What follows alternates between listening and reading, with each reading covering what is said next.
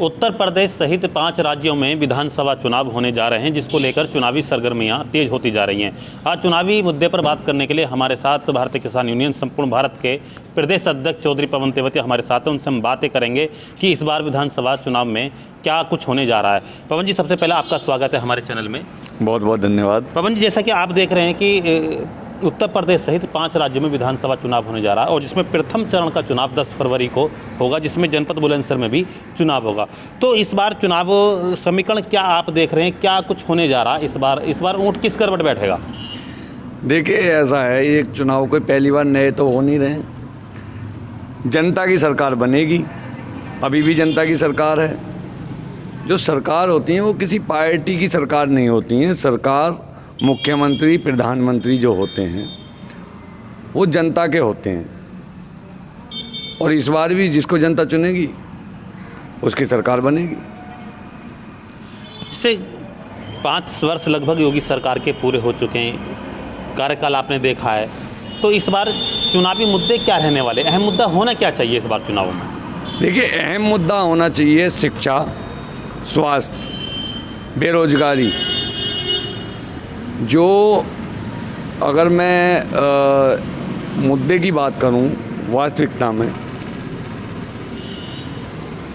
5 साल के अंदर इन्होंने दुनिया भर की योजनाएं चलाई लेकिन वो योजनाएं केवल कागज़ों में और फाइलों में दब के रह गई।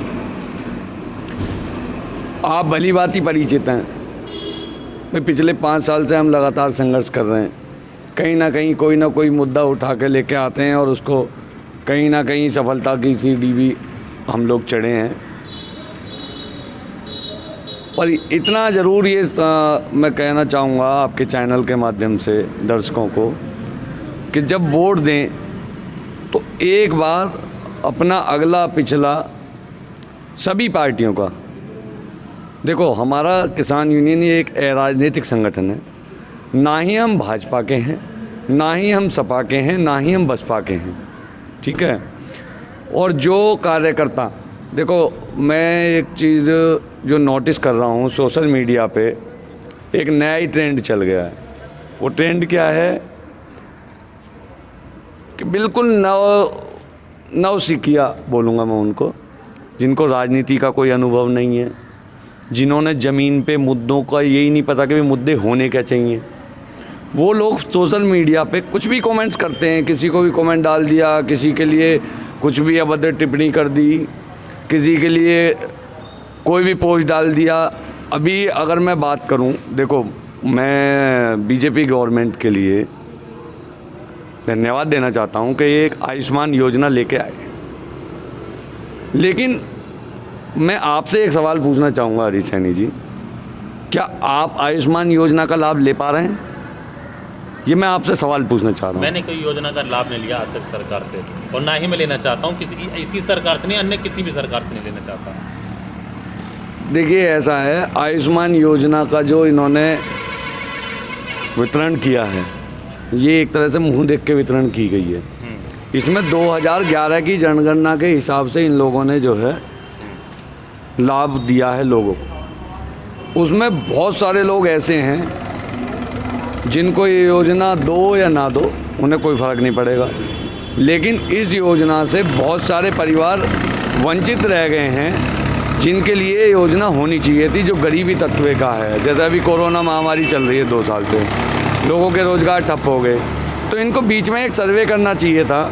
सर्वे करने के बाद में उनको दोबारा से ये जिन लोगों की आर्थिक स्थिति 10 साल पहले ठीक थी, अब उनकी आर्थिक स्थिति कमज़ोर हो गई है, तो उनको इस योजना का लाभ मिलना चाहिए। बिजली की अगर मैं बात करूं, आपके सामने घर घर बिजली पहुंचाएंगे, लेकिन 52 घर हैं आपके गुलावटी में ही। उसके लिए हमने संघर्ष किया, 13-14 दिन धरने पे बैठे, कामयाबी भी मिली।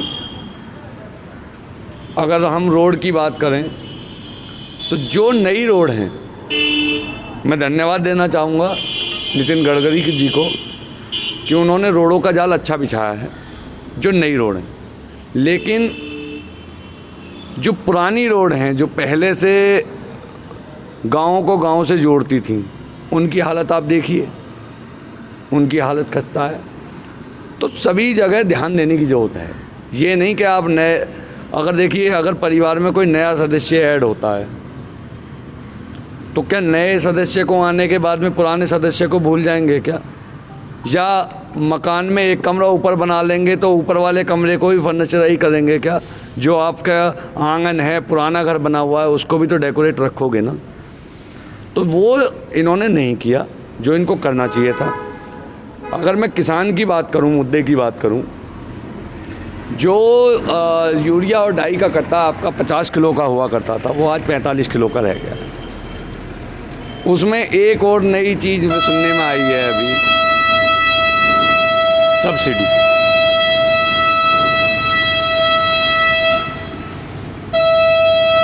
ये सब्सिडी के नाम का लॉलीपॉप, जो ये सब्सिडी के नाम का लॉलीपॉप है,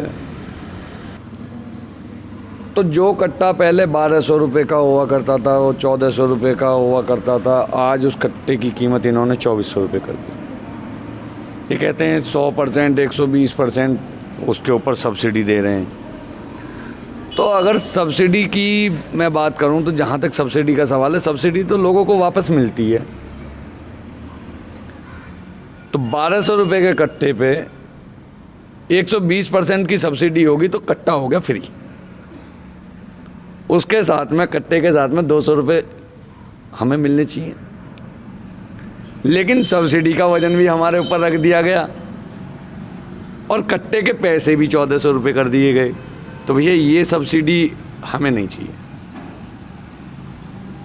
पवन जी, अभी बात कर रहे थे आप योजना की, तो योजना में ये है कि जैसे बहुत सारी योजना, अभी आयुष्मान कार्ड की बात आपने करी, तो सरकार ने इसके अतिरिक्त भी बहुत सारी योजना चलाई।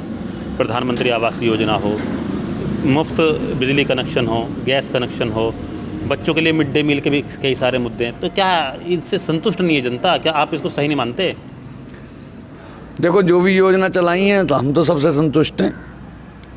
योजना चलानी चाहिए, लेकिन हम संतुष्ट इस बात से नहीं है कि वो योजना चली तो, लेकिन धरातल पे नहीं आई। अगर मिड डे मील की मैं बात करूं, इस समय स्कूल चल कहाँ रहे हैं कोरोना के समय में, लेकिन मिड डे मील के बिल फिर भी बन रहे हैं। आवास की अगर मैं बात करूं तो ऐसे बहुत से आवास हैं जो एक ही आवास पे अलग अलग लोगों के फ़ोटो मैंने देखे हैं, खुद आपने भी देखे होंगे। बाथरूम भी बने थे, वो बाथरूम का भी ऐसा ही कुछ हुआ। गांव में एक बाथरूम बन गया, उसमें अलग अलग लोगों को खड़ा करके फ़ोटो खिंचवा दिया, नाम प्लेट चेंज करके। ये भी हुआ है इस सरकार में, इससे पहले भी हुआ है। मैं ये नहीं कहूँगा कि भाई सारी सरकारें जो हैं वो दूध की धुली हुई हैं। समाजवादी पार्टी की जब सरकार थी उस समय पे भी योजनाएं बनती थीं, धरातल पर नहीं आती थीं। लेकिन एक बात है, अगर मैं प्रशासन की शक्ति की बात करूं तो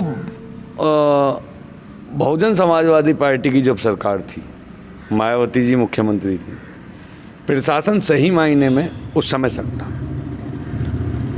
और अगर विकास की मैं बात करूं तो पश्चिमी उत्तर प्रदेश को डेवलपमेंट देने में मायावती का बहुत बड़ा योगदान रहा है। बाकी तो सभी इतने नेता बने हैं। अगर हमारे बुलंदशहर की बात करें, हमेशा मंत्रालय में कोई ना कोई जाता है, लेकिन बुलंदशहर हमेशा पिछड़ा हुआ रहा है। ग्रेटर नोएडा में जो विकास कराया गया वो मायावती की देन है। समाजवादी पार्टी की अगर मैं बात करूं, समाजवादी पार्टी ने युवाओं को लैपटॉप देने का काम किया था, अच्छा सराहनीय कदम था। तो सरकार, ऐसा नहीं है कि सारी सरकार गलत है और सारी सरकारें सही हैं। हर किसी का कहीं ना कहीं, देखो अगर हम दवा खाएंगे, कोई भी दवा खाएंगे तो एक इफ़ेक्ट होगा, एक साइड इफ़ेक्ट होगा। लेकिन हमें ये सोचना चाहिए कि हमारा बुद्धि, हमारा विवेक क्या कहता है, न्यूट्रल होकर सोचें और मतदान करें। अभी बात आ रही थी कोरोना की, आपने बात करी, तो कोरोना को लेकर के सरकार ने बहुत सारी योजना चलाई। जैसे भी मैं बात करूं, जनपद बुलंदशहर में कस्बा गुलावटी में भी ऑक्सीजन प्लांट लगा है, अल्ट्रासाउंड मशीन, एक्सरे मशीन भी उसमें रखी गई हैं, तो क्या इसका ये लाभ लोगों को मिलेगा, नहीं मिलेगा? पत्थर लगे हैं, केवल पत्थर लगे हैं योजनाओं के नाम पे। आप मुझे एक बात बताइए, ऑक्सीजन प्लांट क्या अपने आप मुंह पे लग जाएगा क्या? डॉक्टरों की पूर्ति कर नहीं पा रहे हैं। जब वहाँ डॉक्टर ही नहीं होगा तो ऑक्सीजन प्लांट का क्या लाभ है? आप मुझे ये बताइए, आप अगर हॉस्पिटल जा रहे हैं तो आप हॉस्पिटल किस लिए जा रहे हैं? बीमार हैं तभी जा रहे हैं ना। वहाँ पे अगर डॉक्टर होगा तभी दिखाओगे। अगर वहाँ डॉक्टर ही नहीं होगा तो किसको दिखाओगे? गुलावटी की अगर मैं बात करूँ, गुलावटी, सिकंदराबाद, ककौड़, शिकारपुर, शाने, जो अस्पताल हैं, सभी अस्पतालों के अंदर जो टेक्नीशियन होता है अल्ट्रासाउंड एक्सरा करने वाला, वो हफ्ते में मात्र 1 दिन आता है। ऑक्सीजन प्लांट तो आप ले आए, टेक्नीशियन आप पर डे वहाँ पे दे नहीं रहे हैं, डॉक्टर आपके पूरे नहीं हैं, वार्ड बॉय आपके पूरे नहीं हैं, स्वीपर आपके पूरे नहीं हैं, तो उन चीज़ों का लाभ क्या है? तो फेल है। और वास्तविकता ये है, आप अभी चले जाइए गुलावटी सरकारी अस्पताल में, हम लोग यहाँ बैठे हैं, आप किसी भी आदमी को भेज दीजिए, कुत्ते काटे का इंजेक्शन नहीं मिलेगा आपको। तो ये हैं योजनाएं। अच्छा, चलो अब योजना की बात कर लेते हैं क्राइम पर थोड़ी सी। समाजवादी पार्टी की सरकार थी योगी सरकार से पहले, सन 2012 में समाजवादी पार्टी की सरकार बनी, सन 2017 में फिर भाजपा की सरकार बनी, योगी जी मुख्यमंत्री हैं, 5 साल हो गए। क्या डिफरेंस देखते हैं जो समाजवादी पार्टी थी और अब योगी जी की सरकार है? क्राइम लेवल क्या देखते हैं इन दोनों पार्टियों में? क्राइम लेवल अच्छा सवाल पूछा वैसे आपने। क्राइम क्या है? एक क्राइम होता है बंदूक ली और गोली मार दी, एक क्राइम होता है तानाशाही, हिटलरशाही। बैठे हो, किसी आदमी ने पकौड़े का ठेला लगा रखा है, उसके ऊपर आपने ईडी बिठा दी, इसको क्या कहोगे आप? किसी पे इनकम टैक्स की रेड परवा दी, फर्जी। केंद्र में बीजेपी की सरकार है। कोरोना की अगर मैं बात करूं, सोनू सूद, क्या सोनू सूद के कार्य सराहनीय नहीं थे क्या? क्या सोनू सूद ने कोई राजनीति मकसद से वो काम किए थे क्या? या जो उसने जनता की सेवा की, उस सेवा के लिए कहीं किसी और आदमी से आपने प्रचार प्रसार या डोनेशन का कोई चीज़ देखी? उस पे पैसा कहाँ से आया, कहाँ से नहीं आया?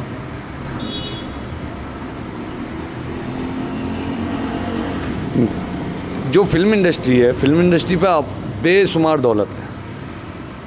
कुछ लोग ऐसे हैं जो 1 रुपया भी अपनी जेब से नहीं खर्च करेंगे, शाहरुख खान जैसे। उनके ऊपर तो कभी इनकम टैक्स की रेड नहीं पड़ती, उनके ऊपर तो ईडी नहीं बैठती। उस पे क्यों? क्योंकि उनके जो पोस्टर थे वो हवाई जहाज पे लग गए थे, मोदी जी नहीं बैठे थे। और अगर बदमाशी की मैं बात करूं तो जिस समय पे मायावती की सरकार थी, उस समय पे क्राइम 0 हो चुका था। जो बड़े बदमाश थे, मैं किसी का भी नाम नहीं लेना चाहूँगा क्योंकि कहीं ना कहीं वो जाति समुदाय वाली बात भी आ जाएगी। आप अपने क्षेत्र की देख लीजिए, कितने बदमाशों को ऊपर पहुंचा चुके थे। बाकी एनकाउंटर बीजेपी ने भी किए हैं। सपा के समय पे एनकाउंटर इतने नहीं हुए, वो मैं मानूंगा इस बात को आपकी। लेकिन जो राष्ट्रपति थे प्रणब मुखर्जी, वो कांग्रेस से थे, उनके कार्यकाल से ज़्यादा फांसी किसी राष्ट्रपति ने नहीं दी। तो यहाँ पे जो बात है वो आदमी, कौन आदमी किस पोस्ट पे, किस जिम्मेवारी पे बैठा हुआ है, वो भी प्रभावित करती है चीज़। आपकी सोच क्या है? आप किसी को किसी भी नज़र से देखेंगे वो आपको ऐसा ही दिखेगा।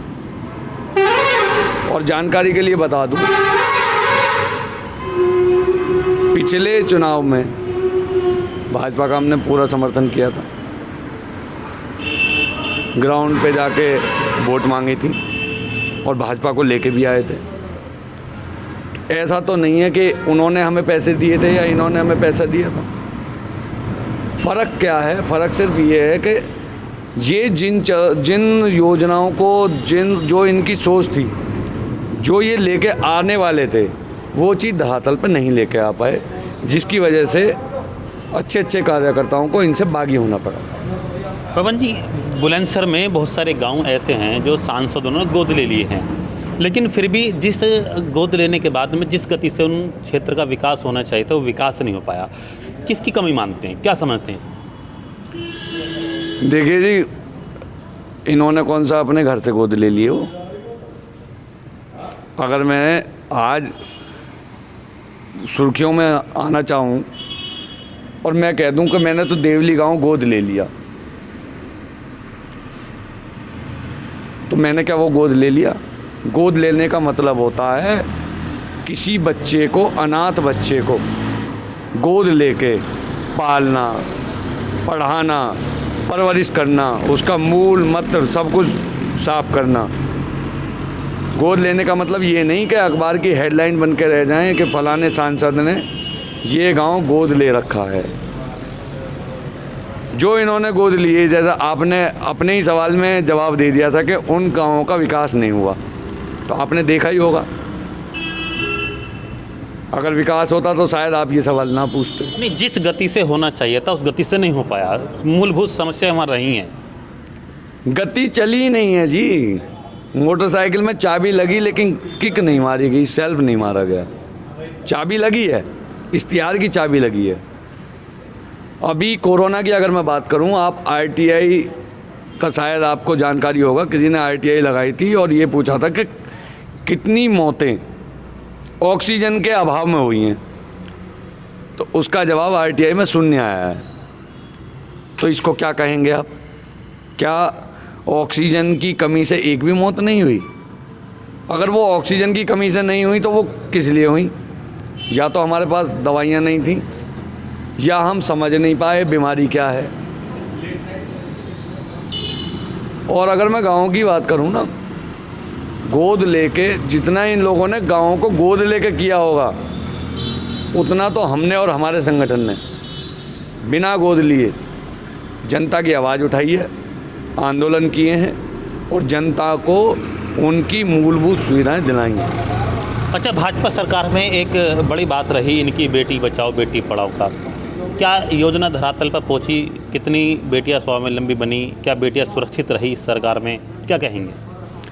हाथरस कांड देख लीजिए आप। एक बेटी को रात को 2 बजे जला दिया जाता है। इससे ज़्यादा शर्मनाक मैं नहीं मानता। अगर बीजेपी की गवर्नमेंट इतनी अच्छी गवर्नमेंट है। नहीं, अगर बीजेपी गवर्नमेंट की बात करें तो समाजवादी पार्टी में मुजफ्फरनगर दंगा हुआ था, जो अगर पश्चिमी उत्तर प्रदेश में बड़ा दंगा माना गया था उस दौरान भी। देखिए, ऐसा है, जो दंगे होते हैं, दंगे होने में तो अभी भी कसर नहीं है, हिंदू मुस्लिम कराने में पीछे नहीं है। ये तो लोगों की समझदारी है कि बहस नहीं कर रहे हैं लोग, नहीं तो कसर क्या रह रही है। आप सोशल मीडिया उठा के देख लीजिए, पता लग जाएगा। हिंदुत्व और मुसलमान, बस यही एजेंडा है। इसी एजेंडे को लेके पहले दंगा हुआ था। मैं ये पूछना चाहता हूँ, अगर समाजवादी पार्टी की सरकार उस समय थी और मुजफ्फरनगर दंगा हुआ, आप मुझे एक बात बताइए, जब आप अपने बेटे की बारात लेके जाएंगे कहीं भी शादी में, तो क्या आप ये चाहेंगे कि बारात पिटे या बारात में झगड़ा हो? जो सत्ता में बैठा है वो आदमी कभी नहीं चाहेगा कि दंगा हो। कहीं ना कहीं राजनीति फ़ायदे को लेकर, मैं ये नहीं कहूँगा कि वो पाक साफ़ है, समाजवादी पार्टी पाक साफ़ है या भाजपा पाक साफ़ है या बसपा पाक साफ़ है, मैं ये बिल्कुल नहीं कह रहा हूँ। लेकिन कहीं ना कहीं कमजोरी सबके अंदर है, चाहे वो किसी भी लेवल की। आखिरी सवाल मैं आपसे पूछना चाहूँगा कि अभी आप देख रहे हैं कि पिछले 10 से 15 दिनों में बहुत सारे लोग जो भारतीय जनता पार्टी के विधायक हैं, मंत्री हैं, वो इस्तीफा दे करके समाजवादी पार्टी ज्वाइन कर लिए। लेकिन उसके बाद भी स्वयं जो मुलायम परिवार की बहू है अपर्णा यादव, उनके और रिश्तेदारों ने भी भारतीय जनता पार्टी ज्वाइन कर ली है। तो इन सारे समीकरणों को देख करके भारतीय जनता पार्टी दावा कर रही है कि जो है पूर्ण बहुमत से सरकार बना रहे हैं, 300 प्लस 350 प्लस का आंकड़ा हम पार करेंगे, तो क्या लग रहा है इस बार क्या कुछ इफेक्ट रहेगा और जो समाजवादी पार्टी है कितना इस पर अपना प्रभाव डाल सकती है? ये बकवास है। अगर परिवार से ही राजनीति हो रही होती तो कांग्रेस की एक बहू भाजपा में है इतनी सालों से।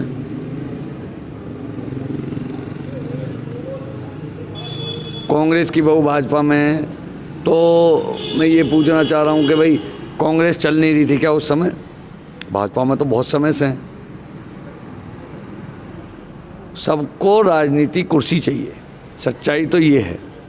और जो ये दल बदल के इधर जा रहे हैं उधर जा रहे हैं, अभी अपने यहीं पे देख लो, एक पार्टी से इस्तीफा दे रहे हैं,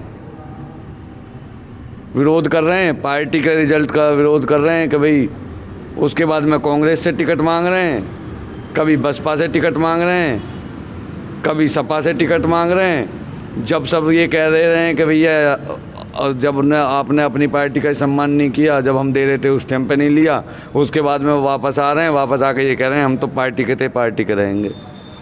तो ये सब राजनीति रोटियां सेकने में। ये कह रहा हूँ आपके चैनल के माध्यम से, मैं भाजपा को वोट दूंगा, लेकिन जितने भी जनता के प्रतिनिधि हैं, चाहे विधायक हो, चाहे गांव का प्रधान हो, चाहे चेयरमैन हो, चाहे सांसद हो, विधायक हो, कोई भी हो, सबकी तनख्वाह बंद कर दीजिए, तब देखूंगा कितने चुनाव लड़ेंगे।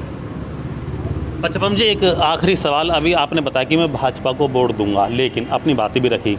अभी सोशल मीडिया पर मैं देख रहा था 2 दिन पूर्व या 1 दिन पूर्व, आपके कार्यालय पर जहां हम बैठे हैं, यहाँ पर समाजवादी पार्टी के जो सिकंदराबाद से प्रत्याशी हैं, वो आपके यहाँ आए और आपके साथ उनका फ़ोटो देखा गया, सोशल मीडिया पर वायरल हुआ आपके बातचीत। तो क्या ऐसा माना जाए कि जो भारतीय किसान यूनियन है, प्रत्याशी आपके पास आए हैं, समर्थन के लिए आए, क्या आपने उनको अपना समर्थन दिया? इसका स्पष्ट कीजिए आप।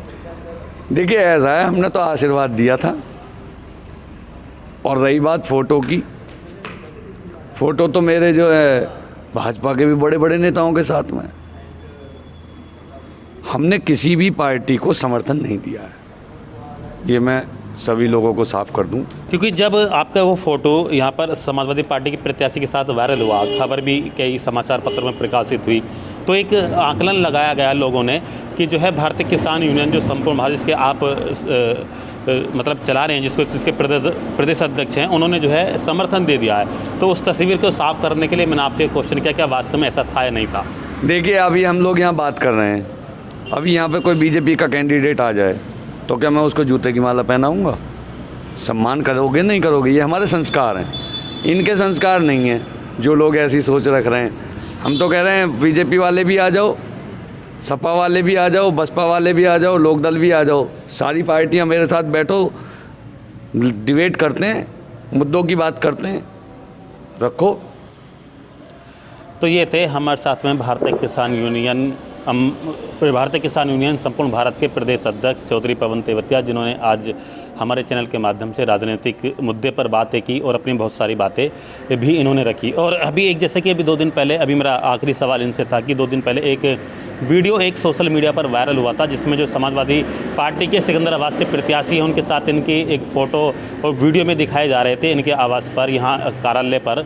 तो उसको लेकर के कयास लगाए जा रहे थे, कहीं ना कहीं भारतीय किसान यूनियन ने समाजवादी पार्टी को समर्थन दे दिया, उस प्रत्याशी को समर्थन दे दिया, जिसकी तस्वीर भी इन्होंने साफ की कि इन्होंने कभी भी अभी तक किसी भी प्रत्याशी को अपना समर्थन नहीं दिया है। सहयोगी साथी सादाब सेपे के साथ हरीश सैनी, निष्ठु भास्कर न्यूज़, बुलंदशहर।